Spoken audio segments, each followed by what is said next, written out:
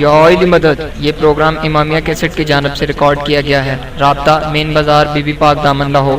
Phone 63644641۔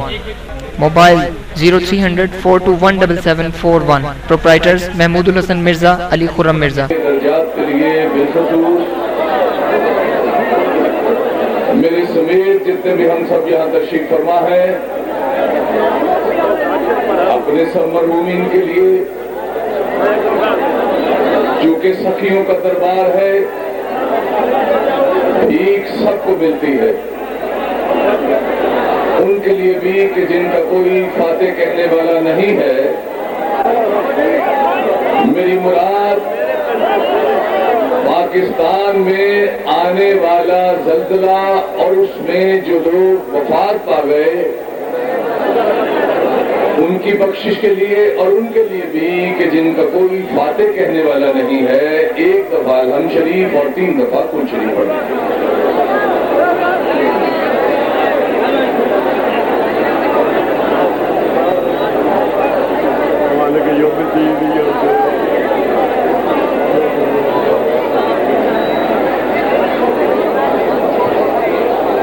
اعوذ باللہ من الشیطان الرجیم،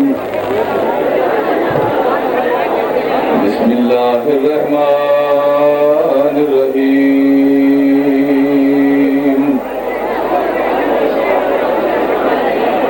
امن یجیب المضطر اذا دعاه ویکشف السوء، رب اشرح لی صدری ویسر لی امری واحلل عقدۃ من لسانی یفقهوا قولی۔ صدق اللہ العلی العظیم۔ المدد یا غوث الاعظم، المدد یا دستگیر۔ صلوات پڑھ رہے ہیں۔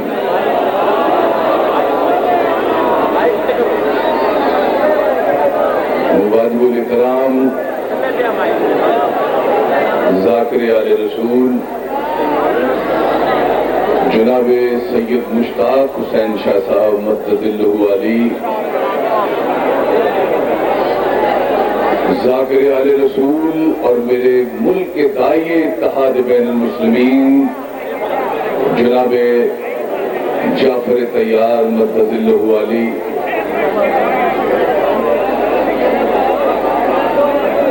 ذاکر آل رسول جناب سید عامر عباس ربانی صاحب مدد اللہ علی، اور میرے سامنے تشریف فرما میرے اہل عشق اور اہل مودت شیعہ سنی بھائیوں، انتہائی شکر گزار ہوں جناب محترم ذاکر آل رسول حسینی سنیوں کے دلوں کی دھڑکن جناب بابا سید درگام عباس مدد اللہ علی کا، کہ جنہوں نے ذکر آل رسول کی اس پاک و پاکیزہ مجلس میں ہم اہل سنت کو بلا کر جھنگ شریف کے رہنے والوں کے لیے بالخصوص اور دنیا اسلام کو بالعموم یہ پیغام دیا ہے کہ دنیا والوں آؤ دیکھو حسین کا دربار سب کے لیے کھلا ہے۔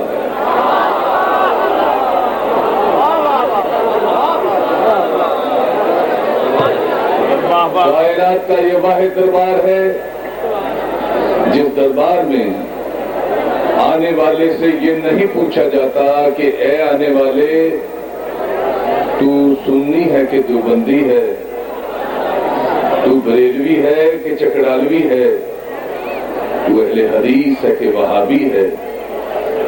یہ تو اسلام کے فرقے ہیں، سب یہاں آ سکتے ہیں جب جب عقل آ جائے۔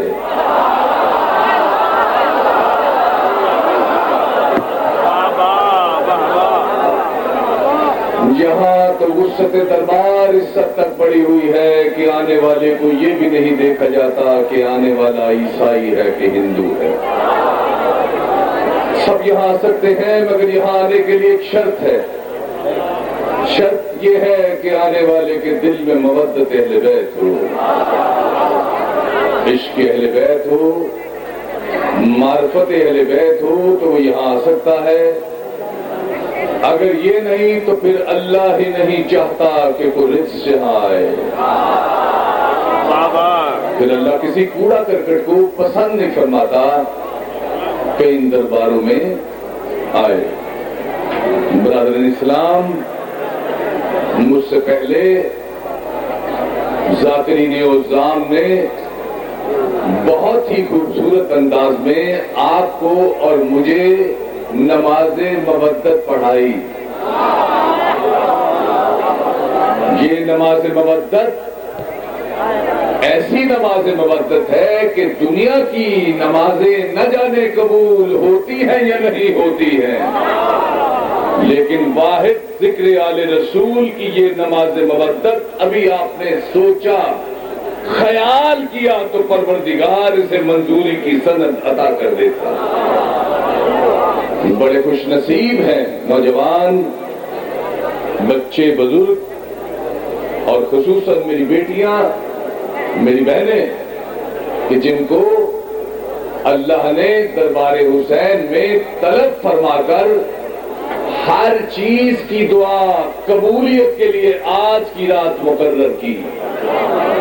اس لیے کہ آج کی رات اتفاق کہیں یا اس کو کرم خدا کہیں کہ یہ رات شب قدر کی رات سے بھی 1000 گنا زیادہ افضل اور ثواب دینے کی رات ہے، اس لیے کہ آج کل ایمان کے ظہور کا دن ہے.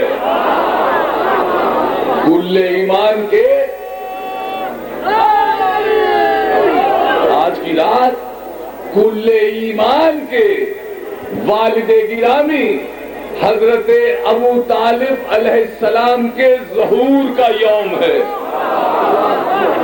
یعنی آج کا دن جب ہم سب بیٹھے ہیں، اس دن اسی رات والی بطحا اور جس نے اپنی گود میں 2 کائنات کی اتنی عظیم شخصیات کو پرورش کیا کہ ان میں ایک نبی ہوا، ایک امام ہوا، آج اسی عظیم کائنات کے انسان حضرت ابو طالب علیہ السلام کی ولادت کا وقت ہے.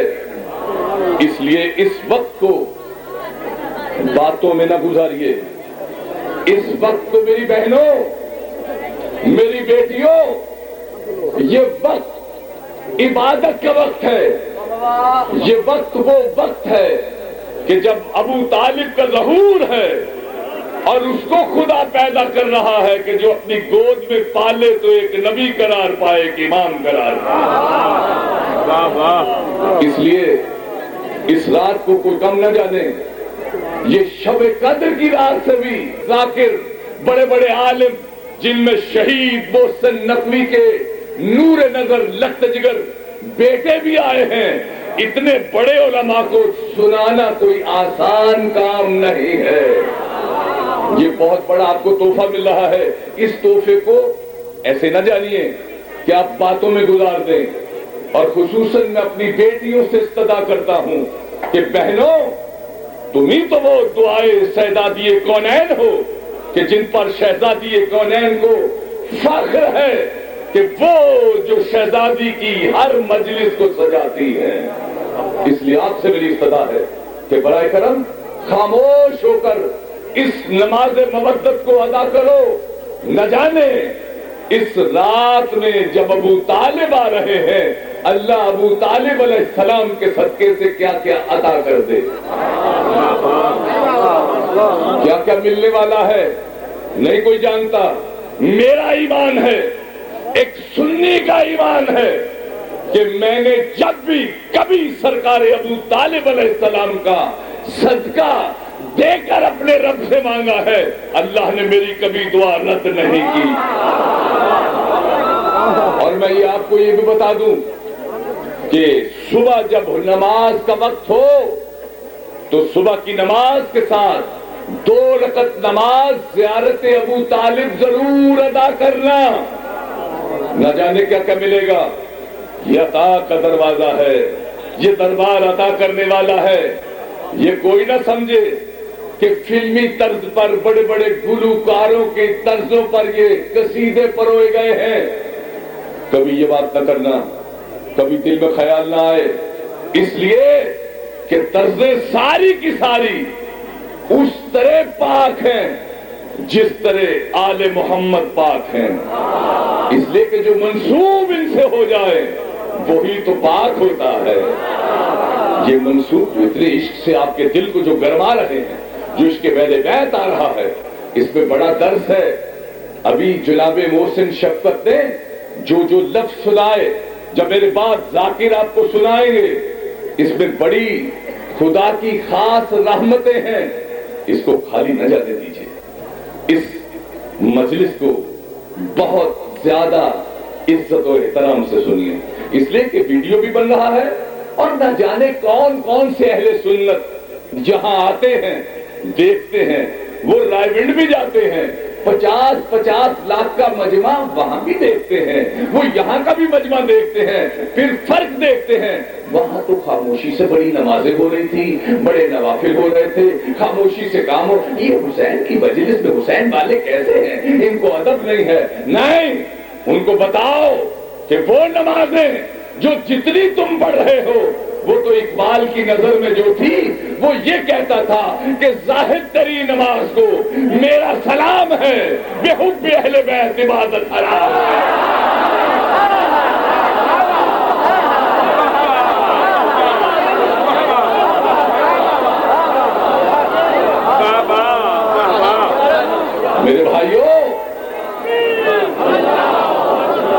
میرے بھائیوں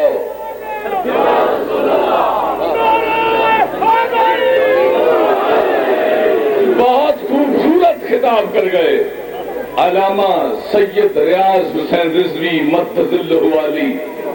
اللہ نے ہر نظر بد سے بچائے، بڑی سچی باتیں کہہ گئے اور حکومت کو بھی بتا گئے اور تمام ایجنسیوں کے نمائندوں کو بھی بتا گئے کہ یاد رکھو، اگر اہل بیت کا علم پھیلاؤ گے تو ملک میں امن ہوگا. اس لیے کہ یہ مجلسیں امن پھیلاتی ہیں، یہ دہشت گردی سے دور ہیں. اس لیے کہ ابو طالب سب سے بڑا امن کا پیغمبر ہے. ابو طالب کا مقام اور مرتبہ یہ ہے کہ سب سے بڑا اعزاز ابو طالب کو یہ جاتا ہے کہ مسلمان کسی بھی مکتبہ فکر کا ہو، جب تک نماز پڑھتا رہے گا ابو طالب علیہ السلام کو اس کا ثواب ملتا رہے گا. کیوں؟ امام شافعی یہ کہتے ہیں، امام شافعی یہ کہتے ہیں کہ وہ جو بی بی خدیجۃ الکبریٰ صلوات اللہ سلام علیہا کا نکاح ابو طالب علیہ السلام نے پڑھا تھا تو اس کا خطبہ یہ تھا بسم اللہ الرحمن الرحیم، یعنی ابھی قرآن 15 سال کے بعد آئے گا. ابو طالب پہلے بسم اللہ الرحمن الرحیم پڑھ رہے ہیں اور اس کے بعد پڑھا الحمدللہ رب العالمین الرحمن الرحیم مالک یوم الدین ایاک نعبد و ایاک نستعین اہدنا الصراط المستقیم صراط الذین انعمت علیہم غیر المغضوب علیہم ولا الضالین. امام شافعی کہتے ہیں کہ ابھی 15 سال کے بعد قرآن آئے گا. ابو طالب وہ ہے کہ جس نے آپ کے نبی کا نکاح پڑھایا تو سورہ الحمد شریف پڑھا. اب جتنا مرضی ہذیان بکتے رہے مسلمان، جو کچھ کہتے رہے ابو طالب کے بارے میں، ابو طالب بھی جنت میں مسکرا رہے ہیں کہ واہ کیسے ہو مسلمانوں، نماز بھی پڑھتے ہو اور مجھے یہ بھی کہتے ہو کہ کلمہ نہیں پڑھا. یہ الحمد کس نے بتایا تھا؟ یہ الحمد جس نے بتایا تم نمازیں پڑھو ثواب ابو طالب کو ملتا. ابو طالب وہ ہستی ہیں. میرا اس جھنگ شریف کے عظیم الشان شیعہ سنی کے مجمع میں ایک دعوت فکر ہے پورے عالم اسلام کو، اور میں جھنگ کی سرزمین کو سلام کرتا ہوں جہاں حضرت جیونہ سرکار جہاں بڑے بڑے اولیاء ہوئے وہاں ڈاکٹر طاہر القادری جیسا بہترین پروفیسر عالم بھی اللہ نے دیا، اس لیے کہ اس نے 2300 صفحے کی حضرت ابو طالب پر کتاب جو لکھ رہے ہیں. مجھے پچھلے جمعے جو میں نے وہاں نماز پڑھائی ان کی مسجد میں، تو وہ میں کہہ رہے تھے کہ پیر صاحب جو 2300 صفحے کی کتاب میں لکھ رہا ہوں، اس کے بعد کسی مسلمان کو جرت نہیں ہوگی کہ ابو طالب کو کافر کہے. یہ ابھی لوگوں کو سمجھ نہیں ہے، آہستہ آہستہ سمجھ آئے گی تو تب ابو طالب پر آئیں گے. میں یہ دعوت فکر دیتا ہوں عالم اسلام کو. کیا میں چیلنج کا لفظ استعمال نہیں کرتا؟ میرا یہ دعویٰ ہے کہ ابو طالب نبی تھے، تم ثابت کرو نبی نہیں تھے. اور دلیل میرے پاس ہے، اس لیے کہ ابو طالب نبی اس لیے تھے کہ انجیل، تورات، قرآن، زبور میں 200 نبیوں کے نام ہیں. باقی نبی کہاں؟ 1,24,000 کہاں ہیں؟ Where are the names of those prophets? Why that has not been written in انجیل، قرآن، تورات، زبور؟ تو قرآن کہے گا کہ کچھ کے نام ہم نے خفی رکھے ہیں، کچھ کے نام ہم نے جلی رکھے ہیں، کچھ کے نام ہم نے بتا دیے، کچھ کے نام ہم نے چھپا لیے. بس یہی تو میرا دعویٰ ہے کہ ابو طالب نبی تھے، لیکن اللہ نے نبوت چھپا کر رکھی تھی. ورنہ 3.5 سال شیب ابی طالب میں آپ کے نبی کو بچانے والی جو شخصیت تھی، اس شخصیت کا نام ابو طالب تھا. تبھی تو اللہ نے اعزاز دیا ابو طالب کو کہ ابو طالب کا نام تھا عمران. اللہ نے کہا جیسے نوح کا سورہ رکھا ہے، ابراہیم کا سورہ رکھا ہے، ایک سورہ آل عمران بھی رکھوں گا. تو یہ سورہ ابو طالب کے نام سے ہے. میرے بھائیوں، سوال میرا یہ ہے کہ یہ شریعت کیا ہے اور دین کیا ہے؟ آج ساری امت مسلمہ کو مصیبت یہ ہے کہ ہم ایک علم کے نیچے اکٹھے نہیں ہو رہے. ہم اتنے بکھرے ہوئے ہیں، اتنے بکھرے ہوئے ہیں کہ ایک عذاب ہے. ہمارا اتحاد کیوں نہیں ہوتا؟ اتحاد وہ جاہل ملا نہیں ہونے دیتا کہ جس نے کبھی دین کا لفظ استعمال کرتا ہے اور کبھی شریعت کا لفظ استعمال کرتا ہے. جب دل چاہا شریعت استعمال کر لی اور جب چاہا دل دین استعمال کر لیے. شریعت میں ماتم، شریعت میں گھوڑا. اچھا، کچھ آدھی مسجدوں والے یہ کہتے ہیں شریعت، آدھی والے دین. دین میں یہ نہیں ہے، دین میں یہ نہیں ہے، دین میں یہ نہیں ہے، ماتم نہیں ہے، مجلس نہیں ہے، علم نہیں ہے، دین. یہ مجھے یہ تو کوئی بتائے کہ دین کیا ہے اور شریعت کیا ہے. بس تقریب میں ببر شیر بیٹھے ہیں اور مجھے شیر ذاکروں کو سن کر یہ یاد آ رہا ہے جو کبھی کفر کی چوکھٹ سے نہ بیزار ہوئے، چھوڑ کر احد میں احمد کو جو فرار ہوئے. ایک کتے کے مقابل نہ گئے کھندق میں، کس طرح مسند احمد کے وہ حقدار ہوئے.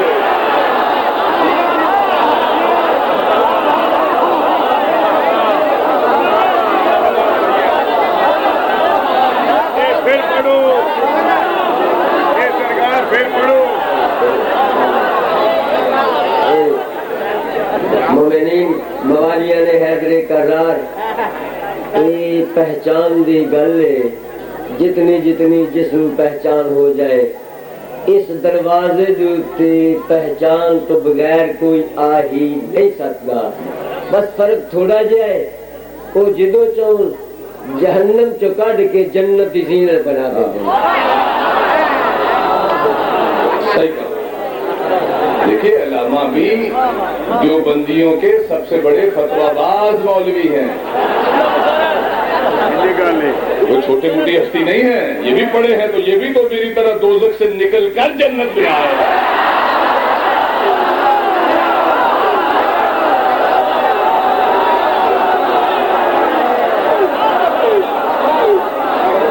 یہ بات یاد رکھیے جناب علامہ ساجدی صاحب کہ حضور کی حدیث ہے کہ میرے صحابہ جس کے دل میں علی کے لیے ایک رائی کے دانے کے برابر بھی محبت ہے، اللہ نے اس پر آتش دوزخ کو حرام کرا دیا۔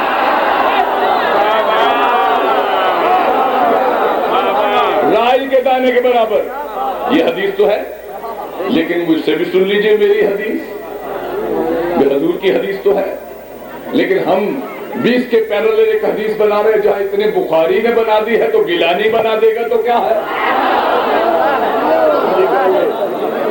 کیا ہے بھائی؟ میں کم از کم سید زیغم عباس کا احترام کرتا ہوں، میں سید مشتاق حسین شاہ صاحب کو اپنے دل کا سر کا تاج سمجھتا ہوں، میں اپنی آنکھیں سمجھتا ہوں جناب محسن نقوی کے بیٹے عقیل محسن نقوی مدد اللہ علی کو، اس لیے کہ سید کا احترام واجب ہے۔ نسائی کی حدیث ہے، حضور نے فرمایا میرے صحابہ سنو، جس نے قیامت تک آنے والی میری نسل میں کے کسی بچے کا ہاتھ چوما اس نے مسجد نبوی میں میرا ہاتھ چوما۔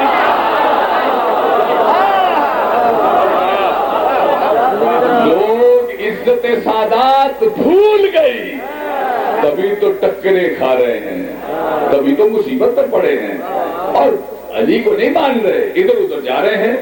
جبکہ میرا یہ پیغام ہے کہ اگر مسلمان کے خون میں ذرا بھی غیرت ہے، اگر کوئی لبک بھی ہے تو پڑھو، علم حاصل کرو، پہچانو کہ جو کبھی کفر کی چوکھٹ سے نہ بیزار ہوئے، چھوڑ کر احد میں احمد کو جو فرار ہوئے، ایک کتے کے مقابل نہ گئے خندق میں، کس طرح مسند احمد کے وہ حقدار ہوئے۔ اس میں کیا ہے؟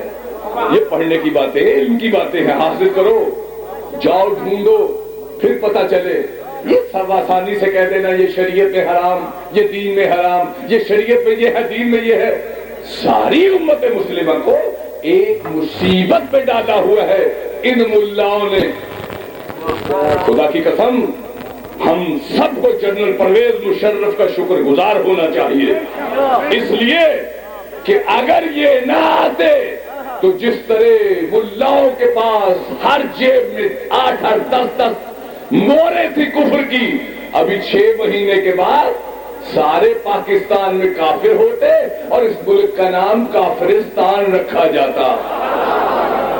یہ تو سید نے ان کی باہیں پیچھے مروڑ کے ان کی جیبوں سے مہرے کفر کی نکال لی اور بتایا علم سے بات کرو، محبت سے بات کرو اور وہ بات کرو جس کی کوئی تمہارے پاس دلیل ہو۔ آپ کسی کو کافر نہیں کہہ سکتے، آپ کو حق نہیں ہے۔ یہ شریعت کیا ہے، یہ دین کیا ہے، بس یہ سمجھ لی اور میری تقریر ختم۔ شریعت کیا ہے میرے بھائیوں اور میری بہنوں، دین کیا ہے، دونوں چیزوں میں فرق۔ شریعت 1,24,000 نبی جو آئے وہ سب دین لے کر آئے تھے۔ ان الدین عند اللہ الاسلام۔ 313 بڑے نبی ہیں، ان میں 5 اولل العزم نبی ہیں جو صاحب شریعت بھی ہیں۔ پہلا صاحب شریعت نبی نوح ہیں، دوسرے صاحب شریعت نبی ابراہیم ہیں، تیسرے صاحب شریعت نبی جناب موسیٰ ہے، چوتھے صاحب شریعت نبی جناب عیسیٰ اور آخری صاحب شریعت نبی ہمارے حضور علیہ السلام صلی اللہ علیہ وسلم۔ صاحب شریعت نبی، ان کے پسینے سے ساری نبی بنے۔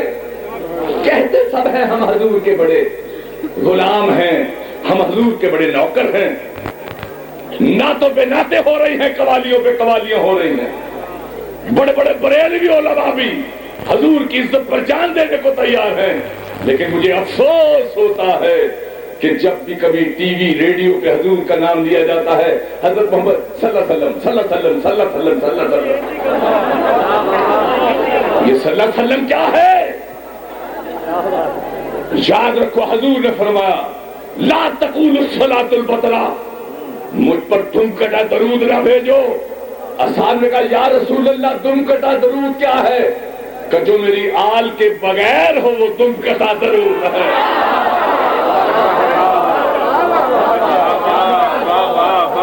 میری آل پر درود صلی اللہ علیہ وآلہ وسلم۔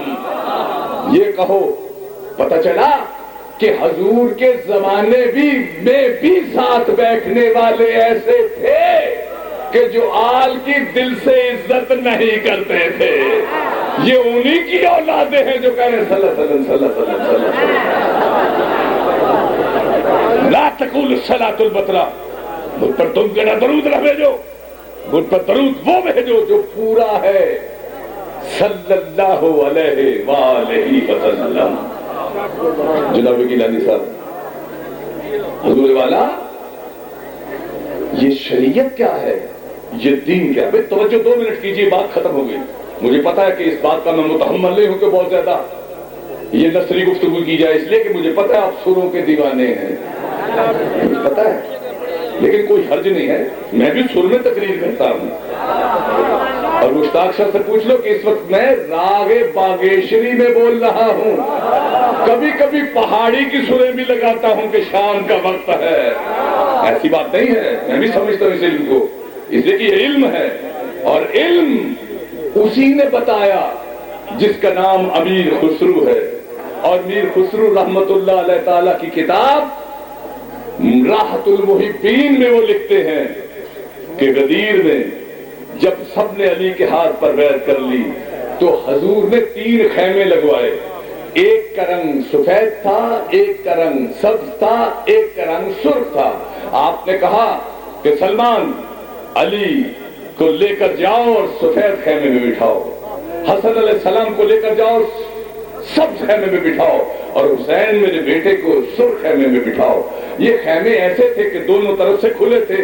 1.5 لاکھ صحاب کو کہا پہلے علی کے خیمے پر جاؤ، علی کے ہاتھ پر بیعت کرو، پھر حسن کے ہاتھ پر بیعت کرو، پھر حسین کے ہاتھ پر بیعت کرو۔ 1.5 لاکھ صحابہ نے علی سے لے کے حسن اور حسن سے لے کے حسین کے ہاتھ پر بیعت کی تھی۔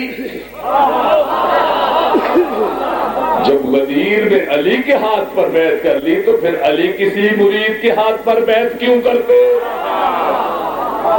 پتہ چلا علی نے بیعت نہیں کی۔ شریعت کیا ہے اور دین کیا ہے؟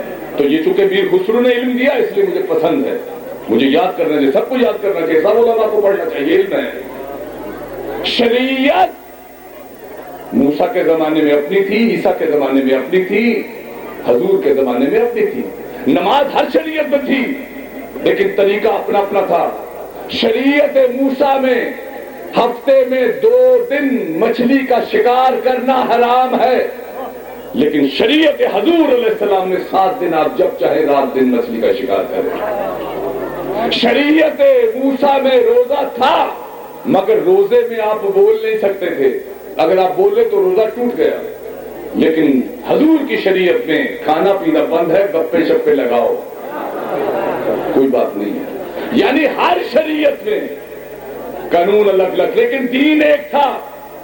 اب شریعت اور دین کو سمجھیے، دین ایک بڑے دائرے کا نام ہے، شریعت اس میں ایک چھوٹے دائرے کا نام ہے۔ چھوٹے دائرے کا قانون ایک دوسرے سے مختلف ہو سکتا ہے لیکن بڑے دائرے کا قانون ایک رہے گا۔ مثلا پاکستان ایک بڑا دائرہ ہے، اس میں سرحد پنجاب، بلوچستان، سندھ چھوٹے دائرے ہیں، ہو سکتا ہے سندھ کا قانون پنجاب میں نہ لگے، پنجاب کا بلوچستان میں نہ لگے، لیکن پاکستان کا قانون ایک رہے گا، وہ ہے دین۔ اچھا مجھے علماء بہت تشریف فرما ہے، اگر میں آیت کوئی غلط پڑھ جاؤں، مجھے عربی زیادہ نہیں آتی، علامہ نسیم عباس رضوی کو تو بہت زیادہ آتی ہے لیکن مجھے بہت کم آتی ہے، اور میں پڑھتا بھی نہیں ہوں جان کے، اس لیے کہ عربوں کو جو کچھ عربوں نے کیا ہے اس پر مجھے 2-3 مصرے یاد آتے ہیں. پڑھتا ہوں تو کہتی ہے یہ خالق کی کتاب، بے مثل یہودی ہے سعودی بھی عذاب، اس قوم کے بارے میں قمر کیا کوئی لکھے، کعبے کی کمائی سے جو پیتے ہیں شراب.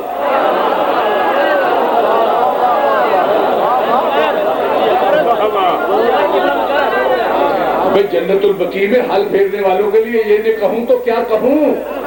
پڑھتا ہوں تو کہتی ہے یہ خالق کی کتاب، بے مثل یہودی ہے سعودی بھی عذاب، اس قوم کے بارے میں قمر کیا کوئی لکھے، کعبے کی کمائی سے جو پیتے ہیں شراب.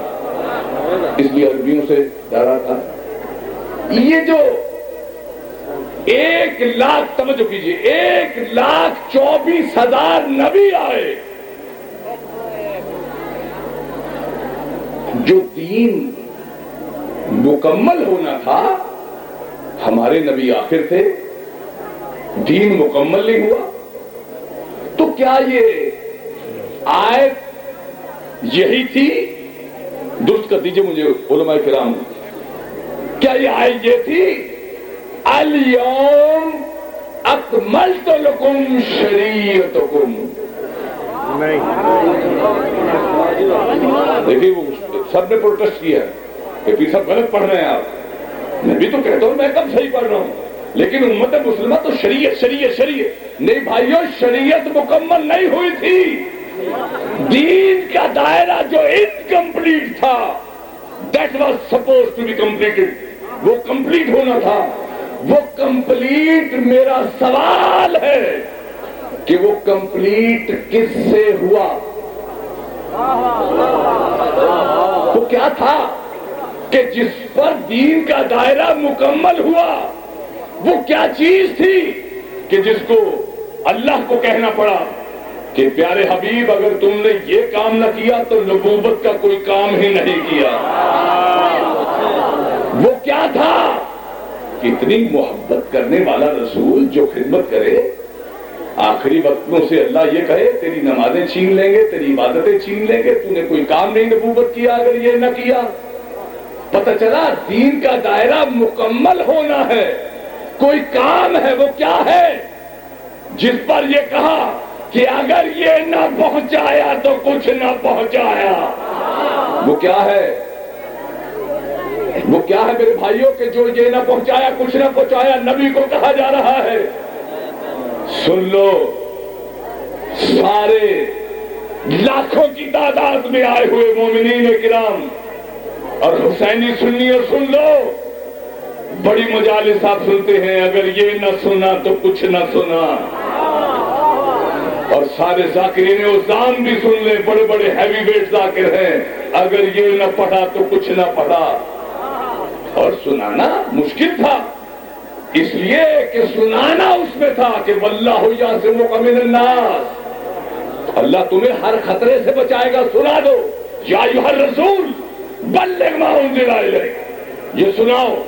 اور اس میں فورس بھی لگا دی کہ اگر تمہیں کسی خطرے سے ڈر ہے تو ہم اس خطرے کا بندوبست بھی کیے جاتے ہیں. لیکن میرا سوال یہ ہے کہ پروردگار خطرہ، یہ خطرہ کیسا؟ اس لیے کہ 3 سٹار لگے ہوئے سارے 1.5 لاکھ کھڑے ہیں. پہلا سٹار صحابی، دوسرا سٹار حاجی، تیسرا سٹار مسلمان. پھر بھی خطرہ. پتہ چلا کہ دین کا دائرہ جو مکمل کیا تھا وہ ایسے نام سے کیا تھا کہ جو کام مشکل تھا. وہ کام کیا تھا جو دائرہ دین کا مکمل ہوا؟ وہ نام یہ تھا من کنت مولا فہذا علی، کہ جس کا میں مولا ہوں اس کا یہ علی مولا ہے. جب تک ولایت علی کا اقرار نہ کیا جائے دین مکمل نہیں ہوتا. میں اس بات کا قائل نہیں ہوں کہ یہ شیعہ ہے، یہ سنی ہے، یہ دیوبندی ہے، یہ بریلوی ہے، یہ چکرالوی ہے، یہ سب کھانے پینے کی باتیں، مولوی کے پیٹ کا جھگڑا ہے. میرے بھائیوں میری بہنوں، یاد رکھو دنیا میں صرف 2 فرقے ہیں، ایک حب علی رکھنے والا، ایک بغض علی رکھنے والا. وما علینا الا البلاغ. مرحبا مرحبا. مرحبا سید مرحبا